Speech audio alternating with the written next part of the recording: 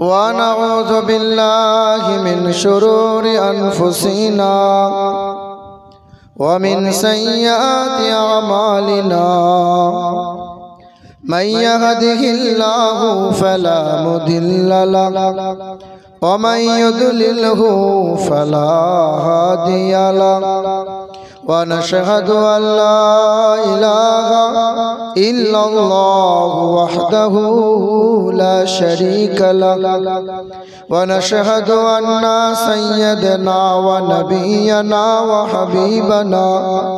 وحبيب ربنا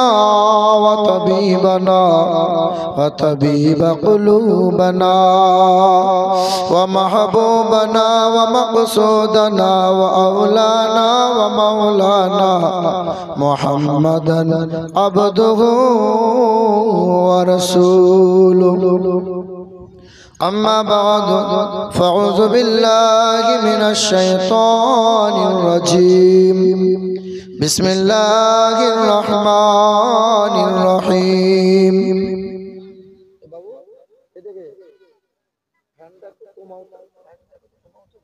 الرحمن الرحيم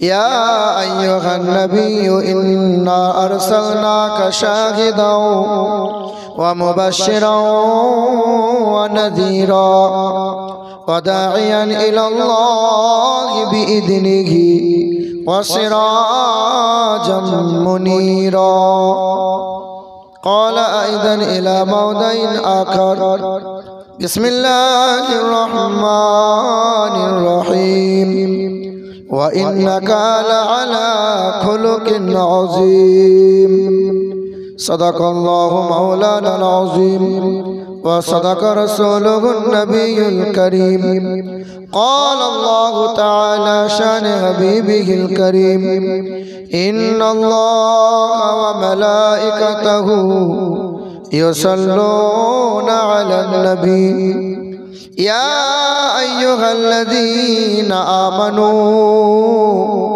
صلوا عليه وسلموا تسليما اللهم صل على سيدنا مولانا محمد وعلى آل سيدنا مولانا محمد এমন করে দরুদ আপনারা পড়ছেন মনে সকালবেলা নানি মরেছিল এইরকম মুখ মেকিয়ে দরুদ যে চলবে না বাবা দরুদ মহব্বতে পড়তে হয় দরুদ ভক্তিতে পড়তে হয় সকলে মহব্বতের সঙ্গে দরুদ শরীফ পড়ে আল্লাহুম্মা সাল্লি আলা মাওলানা মুহাম্মদ ওয়া আলা আলি সাইয়্যিদিনা দরুদ পড়ো ও মুমিন মুমিনা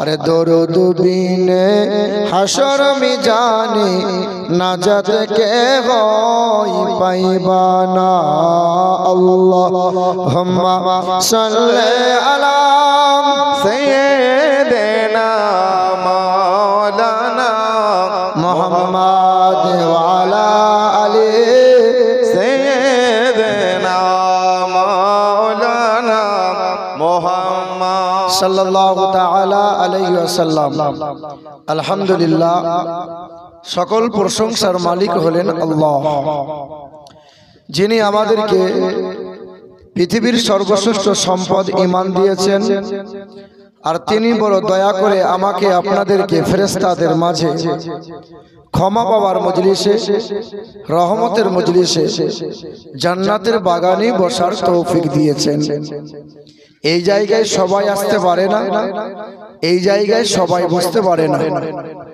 কত বিয়া এসেছে বিয়ানের সাথে গল্প করে রাত পার করছে আর কত জামাই এসেছে শ্বশুর বাড়ি খেয়ে উপর হয়ে শুয়ে আছে যে হ্যাঁ তাদের জন্য আজকের দিনে এই জান্নাতের বাগানে না এসে যদি শ্বশুর বাড়িতে আর বিয়ানের সাথে গল্প করে রাতকে পার করে, তা তার জন্য ওই বাড়িতে খাওয়াটা আজকের জন্য হারাম হয়ে যাবে। সে বাড়িতে নাম করে এসেছে জালসার জন্য যাচ্ছে, সে জালসা শোনার নাম করে এসে বিয়ানের সাথে গল্প করছে। না না, এরকম নাই বুঝি। আমার বাবাজিরা, ভাইরা, আমার নওজোয়ান যুবকেরা, আমি অনুরোধ করব এইরকম রহমতের মজলিসে, ক্ষমা পাওয়ার মজলিসে, ওলি হওয়ার মজলিসে আসার এবং বসার সুযোগ নেন। আল্লাহ পাক সবাইকে সুযোগ দেয় না। আল্লাহ যারে ভালোবাসে তারই জায়গায় বসার, তারই কথা বলার, তারই কথার শোনার তিনি সুযোগ করে দেন। সেই মহান মালিকের দরবারে কালামের শুকরিয়া আদায় করে বলি আলহামদুলিল্লাহ। তিনি আমাদেরকে পৃথিবীর সর্বশ্রেষ্ঠ নবী দিয়েছেন, তিনি আমাদেরকে পৃথিবীর সর্বশ্রেষ্ঠ কিতাব দিয়েছেন, তিনি আমাদেরকে পৃথিবীর সর্বশ্রেষ্ঠ ধর্মে মুসলমান ঘরে পাঠিয়েছেন। আর মুসলমান ঘরে পাঠিয়ে আমাদেরকে দুনিয়ার আগুন থেকে বাঁচিয়েছেন, কবরের আগুন থেকে আর জাহান্নামের আগুন থেকে যাতে বাঁচতে পারি সেই জন্য তিনি সারাটা জীবন সময় দিয়েছেন আর তিনি যথেষ্ট সুযোগ দিয়েছেন। তিনি আল্লাহ। তারপরে শতকোটি দরুদ আর সালাম মক্কার মতি, মদিনার জ্যোতি, দুই কুলের সাথী, উম্মতের কান্ডারি, আমার আপনার নবী, যে নবী দাঁড়ালে আকাশের উচ্চতা লাভ করে, যে নবী বসলে পরে ভুবন স্থিরতা লাভ করে, যে নবী হাসলে পরে জান্নাত সৌন্দর্যতা লাভ করে, যে নবী কাঁদলে পরে জাহান্নাম থরথর করে কাঁপতে শুরু করে, যে নবীর চুলের কৃষ্ণতাই রাতের অন্ধকার ফিরে পায়, যে নবীর নুরানি চেহারাতে দিনের আলো লাভ করে, তিনি হলেন হাবিবে কিবরিয়া জনাবে মুহাম্মদুর রাসূলুল্লাহ সাল্লাল্লাহু তাআলা আলাইহি ওয়াসাল্লাম।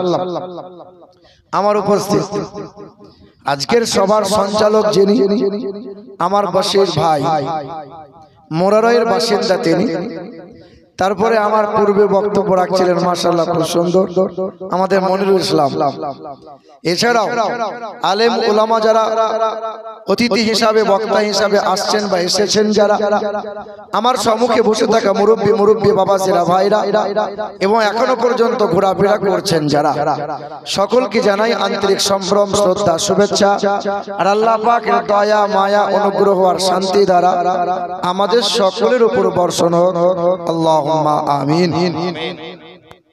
বাবাজিরা, ভাইরা আমার, আল্লাহ পাক রব্বুল আলামিন এত বিশাল আসমান বানিয়েছেন, এই জমিন বানিয়েছেন, এই চন্দ্র, এই সূর্য, সব কিছু বানিয়েছেন মানুষের জন্য।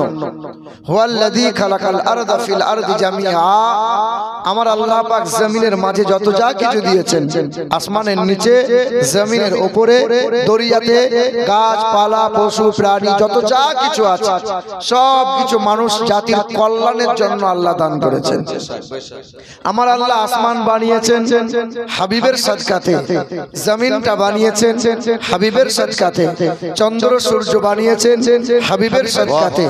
আমার আল্লাহ পাক সমস্ত সৃষ্টিকে বানাইছেন মানব জাতির সেবার জন্য। আল্লাহ পাক বলেন, এই আসমান, এই জমিন, চন্দ্র, সূর্য, গাছপালা, তরুলতা, বৃক্ষলতা, যত যা কিছু দেখতে পাও সবাই আমার নামে তাসবিহ করে।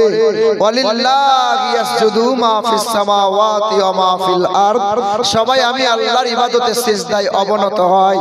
যার জন্য আসমান বানাইলাম, চন্দ্র বানাইলাম, সূর্য নক্ষত্র বানাইলাম, এই মানুষ শুধু আমাকে ফাঁকি মারে, ফাঁকি মারে। আল্লাহ বলেন, ইসাব্বিহু লিল্লাহি মা ফিস সামাওয়াতি ওয়া মা ফিল আরদ, সাব্বাহা লিল্লাহি মা ফিস সামাওয়াতি ওয়াল আরদ। গাছপালা দেখতে পাও, চন্দ্র সূর্য দেখতে পাও, কোটি কোটি তারকারাজি দেখতে পাও, ওই দরিয়ার মাছগুলো, গাছপালাগুলো, রং বেরঙের পাখিগুলো, সকল সৃষ্টিরা আমি আল্লাহর নামে তাসবিহ করে, আমি আল্লাহ পাকের গুণগান করে। কেউ তারা ফাঁকি দেয় না, আমার নামে তাসবিহ করে, কিন্তু আমি আল্লাহ গরু ছাগলের জন্য জান্নাত দিই না। হ্যাঁ, সবাই আমার নামে তাসবিহ করে, কিন্তু কেউ পুণ্য পায় না। কিন্তু যাদের জন্য সবকিছু বানাইলাম, আমার মানুষ শুধু আমাকে ফাঁকি মারে। মানুষ শুধু তসবিহ করে না, আমি আল্লাহকে ভুলে যাই। মুসলমান বাবারা ভাইরা আমার, পৃথিবীর জমিন থেকে ওই আসমানে যে আল্লাহ পাক দুটো সূর্য, দুটো প্রদীপ ঝুলিয়ে দিয়েছেন। একটা প্রদীপের নাম হলো চন্দ্র, আর একটা প্রদীপের নাম হলো সূর্য। আল্লাহ পাক বলেন, আলাম তারাও কাইফা খালাকাল্লাহু সাবআ সামাওয়াতিন তিবাকা। আমি আল্লাহ পাক আসমানকে বিনা পিলারে, বিনা খুঁটিতে দাঁড় করাইলাম। আসমানের উপর দিয়ে কোনো শিকল দিয়ে টান দেই নাই, জমিন থেকে কোনো খুঁটো দিয়ে আসমানকে ঝোলাই নাই। না না, আমি আল্লাহ বিনা পিলারে, বিনা খুঁটিতে ছাদের মতো সাত আসমানকে দাঁড় করাইলাম। তোমরা তো প্যান্ডেল বানাও, যত বেশি খুঁটি দেবে প্যান্ডেল তত বেশি মজবুত হয়, আবার খুঁটিগুলো নাকের ডগায় দেখা যায়। আল্লাহ পাক বলে, বান্দা, আসমানে আমি আল্লাহ দুটো প্রদীপ ঝুলিয়ে দিলাম। ওয়াজআলাল কামারা ফীহিন্না নূরা ওয়াজআলাশ শামসা সিরাজা। একটা প্রদীপের নাম হলো চন্দ্র, আর একটা সকালবেলায় প্রদীপ জ্বালায়, তার নাম হলো সূর্য। হ্যালোজিনের মতো জ্বালিয়ে দিলাম, সন্ধ্যাবেলায় পশ্চিমে অস্ত যায়। ওই সূর্যটা মহান মালিকের আরশের নিচে হাজির হয়। ওই সূর্যটা এক আল্লাহর সিজদায় অবনত হয়। চন্দ্রটা ফাঁকি মারে না, সূর্যটা ফাঁকি মারে না, গ্রহ নক্ষত্র কখনো কোনোদিন ফাঁকি মারে না। যার জন্য আসমান বানাইলাম, চন্দ্রটা বানাইলাম, সূর্য নক্ষত্রটা বানাইলাম। হা হা, এই মানুষ শুধু আমাকে ভুলে যায়। এ মুসলমান বাবারা ভাইরা আমার, এই পৃথিবীর জমিন থেকে সর্বপ্রথমে যিনি চাঁদে পা রেখেছিলেন, সালটা ছিল 1969 সাল, জুলাই মাসের 20 তারিখে রাত্রি 11টার সময় তিনি চাঁদে পা দিলেন। তার নাম হলো নীল আর্মস্ট্রং, আমেরিকা দেশের বিখ্যাত বৈজ্ঞানিক। ওই চাঁদ থেকে ফিরে এলেন, বিশ্বের মানুষকে 3টে তথ্য দিয়েছিলেন। চাঁদে বিন্দু মাত্র কোনো অক্সিজেন নাই, চাঁদে কোনো উর্বরতা নাই, আর চাঁদে একটা কালো রেখা, কালো দাগ দেখা যায়। দেখা যায় কি যায় না? ওই নীল আর্মস্ট্রং 6 মাস ধরে রিসার্চ করেছিল, চাঁদে কেমনে কালো দাগ হলো, চাঁদে কেমনে কালো রেখা দেখতে পাওয়া যায়, কি কারণে হলো। বাইবেল পড়ে, জান্দাবাস্তা পড়ে, কোরআন পড়ে। 6 মাস রিসার্চ করার পরে বলে, এ জগতের মানুষেরা, চাঁদে কোনো সাধারণ দাগ নয়। বিশ্বের মহান নেতা, রাষ্ট্র নেতা, মানব জাতির কল্যাণ কর্তা জানাবে মুহাম্মদুর রাসূলুল্লাহ পাহাড়ের চূড়ায় তিনি দাঁড়িয়েছিলেন, মক্কা শহরে দাঁড়িয়েছিলেন, আকাশের দিকে শাহাদাত আঙ্গুলটা ইশারা করেছিলেন। বেঈমানদের চোখ চরক গাছ হয়ে গিয়েছিল। নবীর এক আঙ্গুলের ইশারায় চাঁদ দু টুকরো হয়ে যায়, আবার নবীর আঙ্গুলের ইশারায় চাঁদ জোড়া লেগে যায়। আজও চাঁদে দাগ আছে, কিন্তু হাবিবের চরিত্রে কোনো দাগ না। নারায়ে তাকবীর, নারায়ে তাকবীর, নারায়ে রিসালাত, ওলামায়ে আহলে সুন্নাহ, মাসলাকে আলা হাজরা। এ মুসলমান বাবারা ভাইরা আমার, ওই চাঁদটা মালিকের ইবাদত করে, চন্দ্র সূর্যগুলো মালিকের ইবাদত করে, আর সবাই তারা নিজ নিজ কক্ষপথে চলে। পৃথিবীর বৈজ্ঞানিকরা বলে, পৃথিবীটা চলে, সূর্যটা সব সময় দাঁড়িয়ে রয়। কিন্তু কোরআন পাক জানিয়ে দেয়, ওয়া কুল্লুন ফি ফালাকি ইয়াসমাউন। কোরআন শরীফের পারা নম্বর 23, সূরা নাম সূরা ইয়াসিন, পৃষ্ঠা নম্বর 2, আয়াত নম্বর 40, লাইন নম্বর 5। আল্লাহ পাক জগতের মানুষকে জানিয়ে দেয়, লাশামসু ইয়ামবাগি লাহা আন তুদরিকাল কামার ওয়ালাল লাইলু সাবিকুন নাহার। সূর্যের ক্ষমতা নাই চাঁদকে অতিক্রম করা, রাত্রির ক্ষমতা নাই দিনকে অতিক্রম করা। ওয়া কুল্লুন ফি ফালাকি ইয়াসবাগুন। চন্দ্র চলে, সূর্য চলে, গ্রহ নক্ষত্র চলে, সবাই তারা নিজ নিজ কক্ষপথে চলে। সুবহানাল্লাহ। এ মুসলমান বাবারা, এবার বক্তব্য শুরু হচ্ছে, শোনেন। এই বিশাল আসমান, বিশাল জমিনটা, এই জমিন থেকে আসমান 500 বছরের রাস্তার সমতুল্য। আসমানটা এত মোটা, 500 বছরের রাস্তার সমতুল্য। আসমান থেকে শূন্য স্তর 500 বছরের রাস্তার সমতুল্য। এত বিশাল আসমান জমিনটা, বলেন তো বাপ, আল্লাহ বানাইছেন কয় দিনে? ফি সিত্তাতি আইয়াম। আমার আল্লাহ বলে, আমি আসমান জমিনটা বানাইছি 6 দিনে। কিন্তু মায়ের পেটের বাচ্চা 1 হাতের মতো লম্বা, 3 কেজির মতো ওজন, এত ছোট বাচ্চার আকৃতি দিতে আমার আল্লাহ সময় নিয়েছেন 6 মাসের মতো। জিজ্ঞাসা করো মালিক, আপনি যদি বলে দিতেন হয়ে যা, সঙ্গে সঙ্গে হয়ে যেত, কিন্তু 6 মাস কেন সময় নিলেন? আল্লাহ পাকের জবাব এটাই, কারণ মানুষ আমার বড় ভালোবাসা। আমি আসমান বানাইছি, কোন বলেছি আসমান হয়েছে? জমিনকে কোন বলে বানাইছি? রং বেরঙের পাখিকে বলেছি হয়ে যা, হয়ে গেছে। কিন্তু মানুষকে যখন বানাইলাম, আমি আদমকে বানাইছিলাম, নিজে কুদরতি হাত দিয়ে আদমের আকৃতি দিলাম, আর আমার আকার নিয়ে আদমকে বানাইলাম।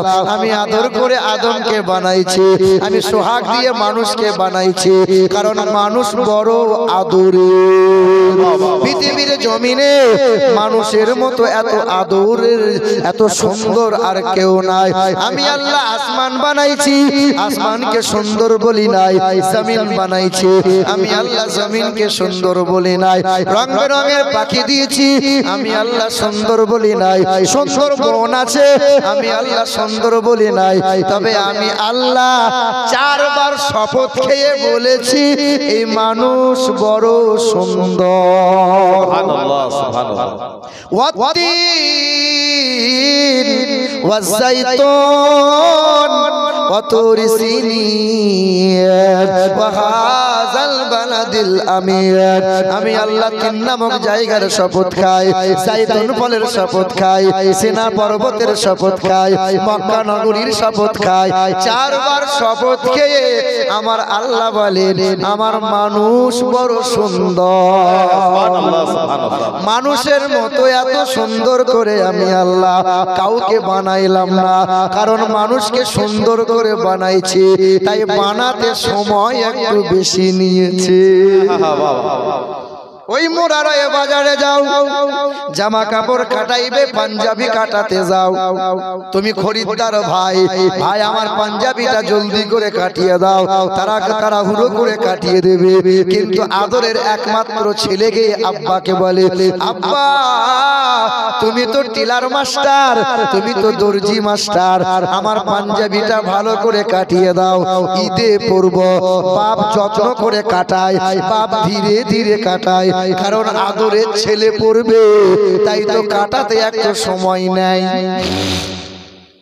আমার আল্লাহ বলে, বান্দায় আমার বড় আদরের, কারণ আমার বান্দার মতো সুন্দর পৃথিবীতে কেউ নাই।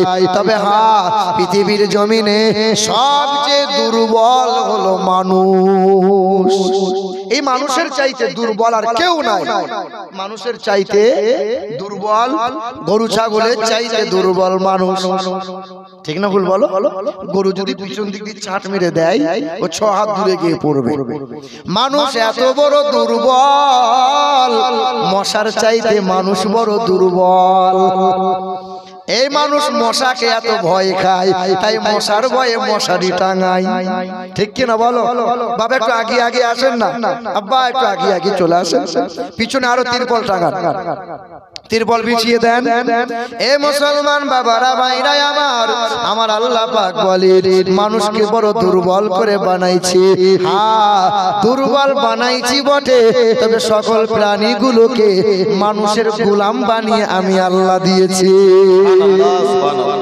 মশার চাইতে মানুষ বড় দুর্বল। মানুষ মশারি টাঙায় মশার ভয়ে। মশারির ভেতরে 2টা যদি মশা ভরে দেওয়া হয়, রাতের ঘুম হবে না যাবে? কথা বলে না কেন? হবে না যাবে? বলেন তো বাপ, আল্লাহ মশা কেন বানাইলেন? ভালোর জন্য না মন্দের জন্য? কথা বলেন। মশা ভালোর জন্য? আরে আল্লাহ মশা বানাইছেন বলে লাখ লাখ মানুষের পেট চলে, তাই তো মশারি এত বিক্রি হয়, মর্টিন কোম্পানি এত ধনী হয়, এত মশা মারা ধূপ বিক্রি হয়। আল্লাহ মশা কেন বানাইছেন জানো? গাদ্দারের জন্য মশা পাঠাইছেন। গাদ্দার কার জন্য? গাদ্দারদের জন্য।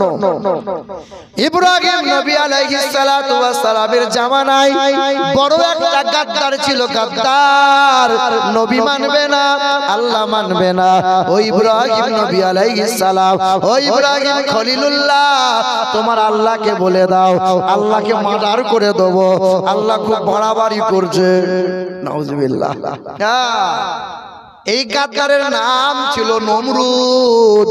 আল্লাহকে বুড়ো আঙ্গুল দেখিয়েছিল, আল্লাহকে খুন করবে বলেছিল।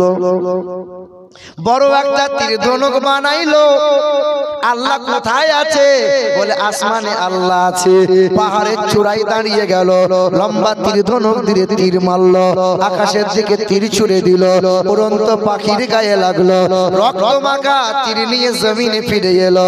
নমরুদ বলেছিল, দেখ দেখ তীরে রক্ত লেগে আছে, আল্লাহকে মার্ডার করে দিলাম। সেই দিন ফেরেশতারা বলেছিল, ও দয়ার মালিক আল্লাহ, ওই বেঈমানকে, ওই গাদ্দারকে শায়েস্তা করার জন্য যাব নাকি? আল্লাহ বলেছিল ফেরেশতা আসা লাগবে না। জিন্না বলেছিল আল্লাহ যাব নাকি? জিনদের লাগবে না, পৃথিবীর কোনো পালোয়ান লাগবে না। এক পা খোঁড়া প্রতিবন্ধী মশা আল্লাহকে বলেছিল, দয়ার মালিক আল্লাহ, ওই রকম গাদ্দারকে শায়েস্তা করার জন্য আমি মশা যাব নাকি? আল্লাহ বলল, মশা তুই যা। মশা হাজির হয়ে গেল, নমরুদের কান দিয়ে ঢুকে গেল, মাথায় কামড় দেয়, যন্ত্রণা শুরু হয়, পায়ের খরমে করে বাড়ি মারতে শুরু করে, যন্ত্রণা থামে, আবার কামড় দেয়, আবার যন্ত্রণা শুরু হয়। যত জোরে খরমে বাড়ি মারে তত মাথার যন্ত্রণা আরাম পায়। একজনের দ্বারাই হয় না, দুইজনে খরমে করে বাড়ি মারে, যত বেশি জোরে বাড়ি মারতে পারে তত বেশি বেতন দেয়া হয়। বাড়ি মারতে মারতে নমরুদের মাথা ফেটে গেল, কেল্লা ফতে নাক দিয়ে মশাটা ফুরুত করে বেরিয়ে গেল। ওই দিন মশা বলেছিল, ও দয়ার মালিক আল্লাহ, এই রকম গাদ্দারের জন্য আমি মশাই যথেষ্ট, ফেরেশতা লাগবে না, জিন লাগবে না, পৃথিবীর কোনো পালোয়ান লাগবে না। ও বাপ, ও আমার ভাইরা, কোনদিন গাদ্দারি করিয়েন না। যে নবীর সাদকাতে আসমান পেয়েছো, যে নবীর সাদকাতে জমিনটা পেয়েছো, যে নবীর সাদকাতে চন্দ্র সূর্যটা পেইলে বাবা, যে নবীর সাদকাতে সবকিছু পেলাম, আজ ওই গাদ্দার গুলো নবী নবী করা বন্ধ করে দেয়। আল্লাহ বলে, গাদ্দারি করবি না, এমন করে টান দেবো সেই দিন মা বলার সুযোগ পাবি না। এ মুসলমান বাবারা, ভাইরা আমার, আল্লাহ বলে, আমি আসমানের মালিক, আমি আল্লাহ জমিনের মালিক, আমি আল্লাহ হায়াত ও মউতের মালিক, আমি আল্লাহ আনন্দ নিরানন্দের মালিক, জান্নাত ও জাহান্নামের মালিক কে? হিন্দুদের বেদে লেখা আছে, হিন্দু ধর্মের বেদে লেখা আছে, ঈশ্বর সর্বস্ব জগতং ব্রহ্ম সর্বদং খালিদং ধর্মবাহং পাপমাদং। ও নমো ব্রহ্মাণ্ড প্রবাসিত নমো কল্যাণ শান্তি যুগে যুগে নমোহা সর্বদা তো কল্যাণ বসুমতি গৌরী ঋষি মৃত্যু যারা মৃত্যু আগমনী নমোহা। সুবহানাল্লাহ, সুবহানাল্লাহ। এখানে তো 9 জনের চাইতে, মানে যুবকদের চাইতে মুরব্বী মানুষ বেশি। হ্যাঁ, আমার তো মনে মনে কি হয় জানেন, আমার মন বলে যেই মুরব্বী মানুষগুলো এইটুকু বেলা থেকে ওয়াজ মাহফিল শুনে শুনে যে পরিমাণে ওয়াজ মাহফিল শুনেছে, এই মুরব্বী বাপগুলো যদি মূল্যায়ন করতো এক একজন আল্লাহর ওলি হয়ে যেত। সুবহানাল্লাহ, সুবহানাল্লাহ। ঠিক কিনা বলেন? আজকে দেখেন, কালকে ছিল দেহের গরম, রক্তের গরম, টাকার গরম, কোমরের গরম, দাদার গরম, দিদির গরম। আজকে চুল সাদা, কানে কম শোনে, চোখে কম দেখে, আজকে বেটা ফুল নরম। কোন একটা কবি বলেছেন যে রঙ্গ রসের দিন ছিল আমার একদিন, 12 ঘন্টা বেলায় আমার সন্ধ্যা হইল, পাখি উড়ে যাওয়ার বুঝি সময় হলো, পাখি উড়ে যাওয়ার বুঝি সময় হলো। মুরব্বী বাপ যারা শোনেন একবার আপনাদের জন্য, শরীরে চামড়ার ছিল টান, মিষ্টি সুরে গাইতাম গান, গলার আওয়াজ আমার কত দূরে যাইতো, পাইকা গেল মাথার চুল, কথা বলতে পরে ভুল, চোখে দেখি গন্ডগোল, দন্ত নড়িল, পাখি উড়ে যাওয়ার বুঝি সময় হলো, পাখি উড়ে যাওয়ার বুঝি সময় হলো।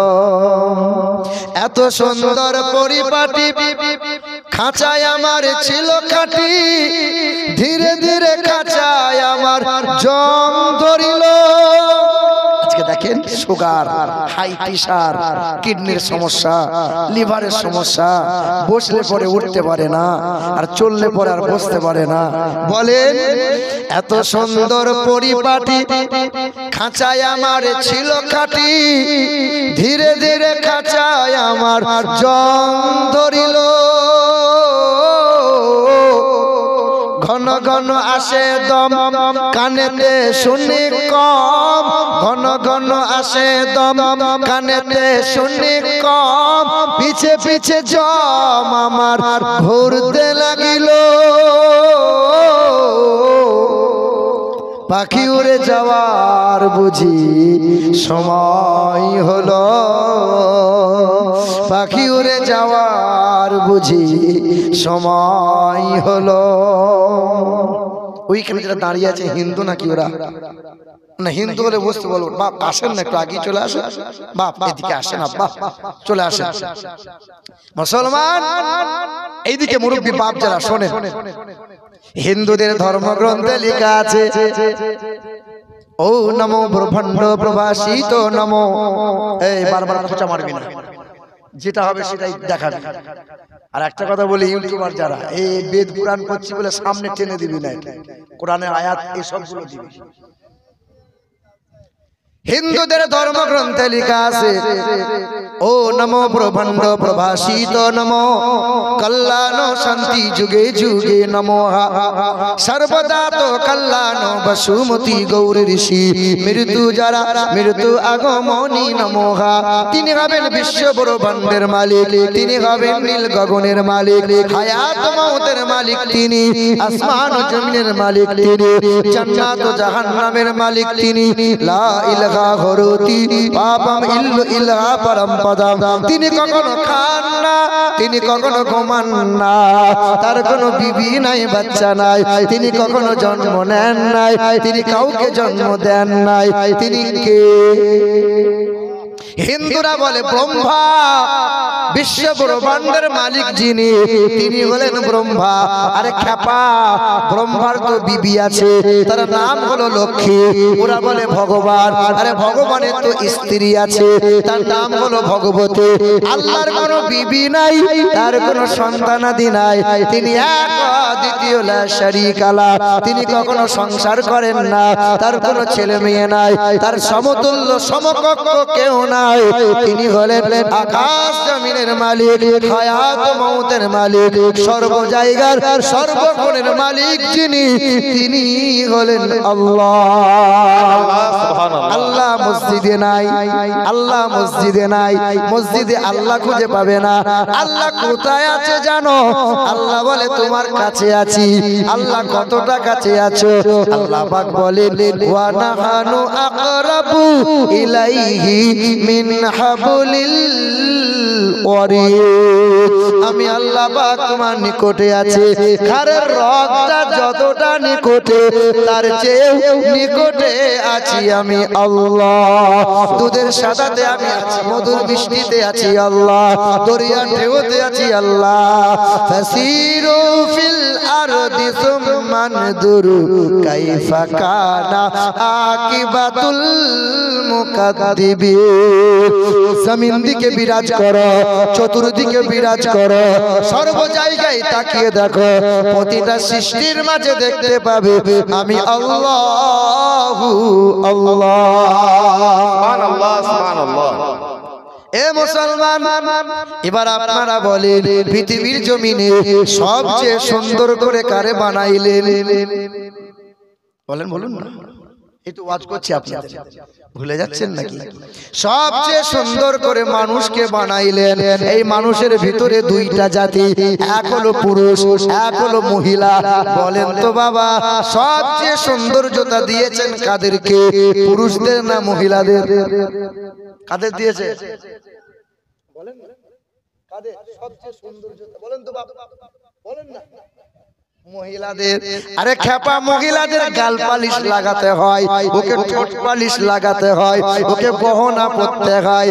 আল্লাহ সবচেয়ে সৌন্দর্যতা দিয়েছেন পুরুষকে।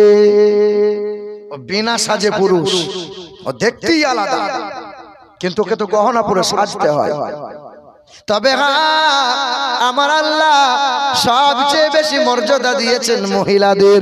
হাসরের কঠিন ময়দানে আমার আল্লাহ পাক যদি এই বান্দাগুলোকে জিজ্ঞাসা করে, বলো তো আমার বান্দারা ইসলামের জন্য হাবিবের মহব্বতে সর্বপ্রথমে নিজের জীবনটাকে দিয়েছে, বলো সেই দিন কোন পুরুষ হাত তুলতে পারবে না। মালিকের দরবারে একজন মহিলা হাতটা তুলে দিয়ে বলবে, আল্লাহ আপনার হাবিবের মহব্বতে ইসলামের জন্য সর্বপ্রথম জীবনটা বিলিয়ে দিয়েছে। ওই মহিলার নাম হলো হযরত সুমাইয়া। সুবহানাল্লাহ, সুবহানাল্লাহ। রাদিয়াল্লাহু তাআলা আনহা। এ মুসলমান, আল্লাহ পাক যদি হাসরের ময়দানে এই বান্দাগুলোকে জিজ্ঞাসা করে, বান্দারা বলো দেখি ইসলামের জন্য আমার হাবিবের মহব্বতে সবচেয়ে বেশি ধন দৌলতটাকে দান করেছে, বলো সেই দিন কোন পুরুষ হাত তুলতে পারবে না। একজন মহিলা হাত তুলে দেবে। ওই মহিলার নাম হলো হাসান হুসাইনের নানি জান আম্মা জান খাদিজাতুল কুবরা। সুবহানাল্লাহ, সুবহানাল্লাহ। নবী আমার বলেন, যেই ঘরে কন্যা হয় ওই ঘরে আল্লাহ রহমত বরকতে মালামাল করে দেয়। যেই ঘরে কন্যা হয় উন্নতির রাস্তা বেরিয়ে যায়। যেই ঘরে কন্যা হয় রহমতের ফেরেশতা আনাগোনা শুরু হয়। যার জয়টা কন্যা হবে কোরআন হাদিসের তালিম দাও, পরহেজগারের ছেলের হাতে বিবাহ দিয়ে দাও। যার জয়টা কন্যা হবে, আমি নবী কথা দিচ্ছি আল্লাহ তারে 6টা জান্নাত দান করে দেবে। সুবহানাল্লাহ। যার জয়টা কন্যা, আল্লাহ তারে 6টা জান্নাত দেবে। আপনার যদি 10টা 12টাও যদি ছেলে থাকে এই অফার নাই, কিন্তু একটাও যদি মেয়ে থাকে আল্লাহ পাক এই অফার দিয়েছে। ওই জন্য বলা হয় যে মোরার ওই বাজারে যখন যাবে, যাওয়ার আগে মেয়ের কপালে চুমা দিয়ে যাবে, আর বাজার থেকে সবচেয়ে দামি খাবারটা আপনার মেয়ের জন্য নিয়ে আসবে। হ্যাঁ, তোমার মেয়ের জন্য নিয়ে আসবে, কারণ এই মেয়েকে এই কারণে তুমি সবচেয়ে বেশি আদর আর ভালোবাসবে। এই মেয়ের কারণে তুমি একদিন জান্নাতি হবে। সুবহানাল্লাহ। একবার দরুদ শরীফ, আল্লাহুম্মা সাল্লি আলা সাইয়্যিদিনা মাওলানা মুহাম্মদ ওয়া আলা আলি সাইয়্যিদিনা মাওলানা মুহাম্মদ সাল্লাল্লাহু আলা মুহাম্মাদিন सल्लो अला मोहम्मद हरदम ज़बान से निकलो पाक नबी मोहम्मद हरदम ज़बान से निकलो सफे आना मोहम्मद। मुसलमान बाबारा भाईरा আমার ও সোনার টুকরো বন্ধুরা আমার সুধী মানুষেরা, আল্লাহ পাক বলে বান্দা তোমারে বড় সুন্দর করে বানাইলাম। আমি আল্লাহ পাক জান্নাত বানাইছি মানুষের জন্য। জান্নাতে মানুষ যাবে, জান্নাতে গরু ছাগল কুকুর বিড়াল যাবে না। আমি আল্লাহ পাক রব্বুল আলামিন বলি বায়ান সবার জন্য, কিন্তু ওয়াজ নসিহত সবার জন্য না। বায়ান সবার জন্য, বক্তব্য সবাই শুনতে পারে, হিন্দুরা বক্তব্য শুনতে পারে, দাঁড়িয়ে আছে যারা শুনতে পারে, বসে যারা শুনতে পারে, শুয়ে যারা শুনতে পারে। হাযা বায়ানুল লিন্নাস ওয়া হুদাও ওয়া মাউইযাতুল লিল মুত্তাকিন। বায়ান সবার জন্য, কিন্তু কোরআনের আয়াতের নসিহত তাদের হৃদয়ে কোরআন গাঁথবে যারা ঈমানদার হবে, মুত্তাকি হবে। বেঈমানদের হৃদয়ে কোরআন গাঁথবে না। এই যে আমরা দরুদ পড়ছি, কিছু মানুষ দরুদ পড়তে চায় না। দরুদ পড়ার নাম করলে পরে মুখটা ছোট করে দেয়। সালাম হয়তো কেউ মানুষ মনে হচ্ছে যেন ভয়ে পালিয়ে যাচ্ছে, আছে না নাই বলো? আচ্ছা, দরুদ সবাই পড়তে পারে কি পারে না? কি বলছেন বলেন? দরুদ শরীফ সবাই পড়তে পারে কি পারে না? পারে। মাই চ্যালেঞ্জ, সবাই দরুদ পড়তে পারে না। আল্লাহর কোরআন বলছে ইয়া আইয়ুহাল্লাযীনা আমানু সাল্লু আলাইহি ওয়া সাল্লিমু তাসলিমা। সুবহানাল্লাহ, সুবহানাল্লাহ। আরে নামাজ সবার জন্য না, আরে দরুদটা সবার জন্য না। নামাজ পড়বে ঈমানদার যারা, রোজা রাখবে ঈমানদার যারা, দরুদ পড়বে ঈমানদার যারা। বেঈমানরা দরুদ পড়তে পারে না। বাহ বাহ বাহ, সুবহানাল্লাহ। এই যে দরুদ, সবাই কিন্তু মারা যাব, দরুদ কোনদিন মরবে? মরবে? পৃথিবীর সব মানুষ যখন মারা যাব, সমস্ত ফেরেশতারা যখন ইন্তেকাল হয়ে যাবে, আল্লাহ বলবেন এ মালাকুল মউত ফেরেশতা, ইসরাফিলকে ইন্তেকাল করে দাও, মিকাইলকে ইন্তেকাল করে দাও, জিবরাইলের ইন্তেকাল হয়ে যাবে। সেই দিন আল্লাহর ফেরেশতা মালাকুল মউত বলবে আল্লাহ আমিও কি মারা যাব? হ্যাঁ তুমিও মারা যাও। ও আল্লাহ, আমি যদি মারা যাই তোমার হাবিবের নামে দরুদ শরীফটাকে পড়বে বলো। সেই দিন মালিক বলবে এ মালাকুল মউত ফেরেশতা, তুমি মারা যাবে, সবাই মারা যাবে, দরুদ বন্ধ হবে না। আমার হাবিবের নামে সর্বদাই দরুদ পড়ছে, আগামীতে আমি আল্লাহই দরুদ পড়ব। তাকবীর, নারায়ে তাকবীর, আল্লাহু আকবার। নারায়ে রিসালা, নারায়ে রিসালা। ইয়া রাসূলুল্লাহ, উলামায়ে আহলে সুন্নাহ জিন্দাবাদ, মাসলাকে আলা হযরত জিন্দাবাদ, হুজুর চতুর্বেদী সাহেব কিবলা। মুসলমান বাবারা ভাইরাই আমার একটু ধ্যান দেন। নবী মিরাজে গেলেন, আল্লাহর সাথে দিদার করলেন। আল্লাহ নবীকে বলছেন কি নিয়ে এলেন? নবী তখন বলছেন আত্তাহিয়াতু লিল্লাহ ওয়াস সালাওয়াতু ওয়াত-তাইয়্যিবা। আল্লাহ জবাবে বলেছিলেন আসসালামু আলাইকা আইয়ুহান নাবিয়্যু ওয়া রাহমাতুল্লাহি ওয়া বারাকাতুহু। নবীকে সালাম দিলেন, রহমত আর বরকত দিলেন, আর নবীকে 50 ওয়াক্ত নামাজ দিলেন। নবী 50 ওয়াক্ত নামাজ নিয়ে মুসা নবীর কাছে হাজির হলেন। মুসা নবী বলেন আপনার উম্মত তো 50 ওয়াক্ত নামাজ পারবে না, আপনি ফিরিয়ে নিয়ে যান, একটু কমিয়ে নিয়ে আসেন। নবী আবার ফিরতে গেলেন, 50 থেকে 45 হলো। আবার মুসা নবীর কাছে হাজির, আবার মুসা নবী ফিরিয়ে দিলেন।